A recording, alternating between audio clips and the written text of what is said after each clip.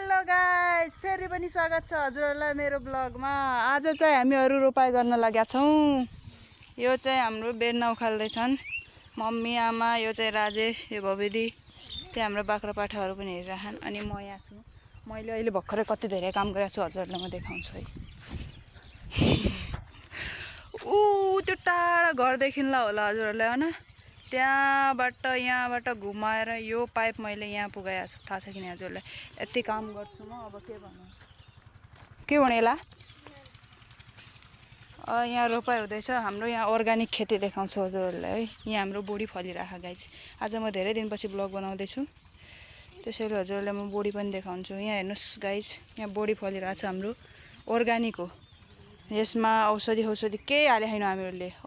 Organic, यो organic, सबै organic हो हाम्रो यहाँ, सबै अर्ग्यानिक फल्छ।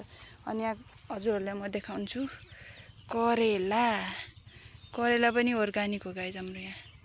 अम्बा पनि फलिरहेछ, यो यत्रो ठुलो हुन्छ नि यो अम्बा। अब फलेपछि देखाउँछु।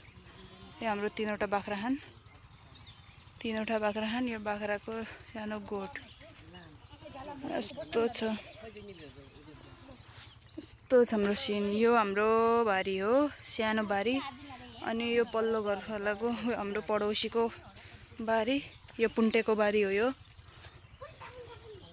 अनि यो घर यिनीहरूको, यो दुईवटा घर यिनीहरूको। अनि यो घर चाहिँ हाम्रो, हजुरहरूलाई सिनेमेटिक देखाउँछु, हजुरहरू हेर्न सक्नुहुनेछ। यो घर चाहिँ हाम्रो, यो घर चाहिँ यिनीहरूको। गाइस यो नि मैले उखाले हो।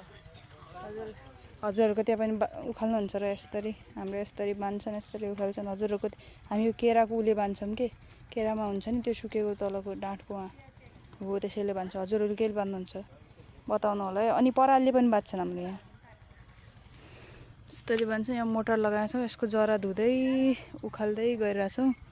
त्यसपछि त्यो जरा धोएर उखालेपछि पछि रोप्नलाई सजिलो हुन्छ कि, त्यसैले हामीले जरा धुँदै रोप्दै गइरहेछौँ। अनि त्यहाँ चाहिँ भाइले मेड बनाउँदैछ। अनि हामी यहाँ चाहिँ बेर्ना उखाल्दैछौँ गाइज। एउटा टेन्सन भयो, अब यहाँसम्म त पाइप हाम्रो पुग्यो, अर्को पाइप मिलिरहेको छैन पल्लो गाडामा पुग्नलाई। अब के गर्ने होला, कुनै विकल्प खोज्न लाग्छौँ। अब के विकल्प मिल्छ फेरि तपाईँहरूलाई म अपडेट दिँदै गर्नेछु।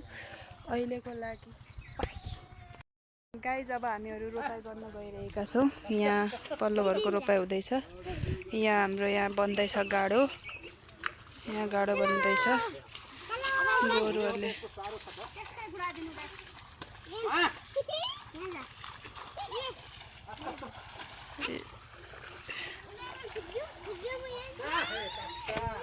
हामीहरू भर्खरै बजारबाट पुग्यौँ गाइस। महेन्द्रनगर सामान पठाउनु थियो, हामीहरू सामान पठाएर आएका हौँ। अब हामीहरू यहाँ रोपाइ गर्नेवाला छ।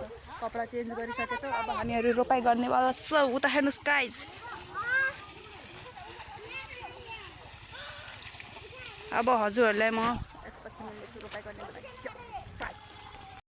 गाइस। जल्दी भोक लागेको थियो, म खाना खान गएको थिएँ गाइस। अब म आइसकेछु यो बारीमा। म तपाईँहरूलाई उता गएर देखाउँछु हाम्रो रोपाइ। यो ब्लग चाहिँ अब भोलि आउँछ या पर्सि आउँछ होइन गाइस, एडिट गरेपछि। त्यसपछि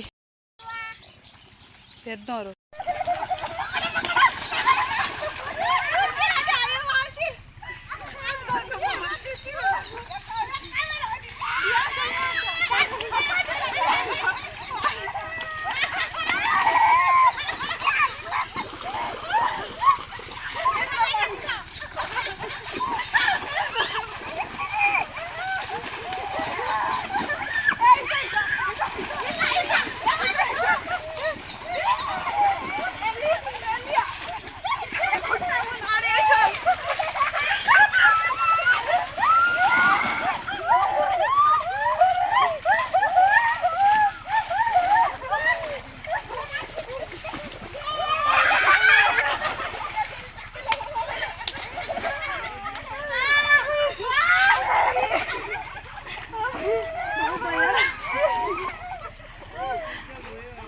मुश्किल लग रहा है ना, मुश्किल लग रहा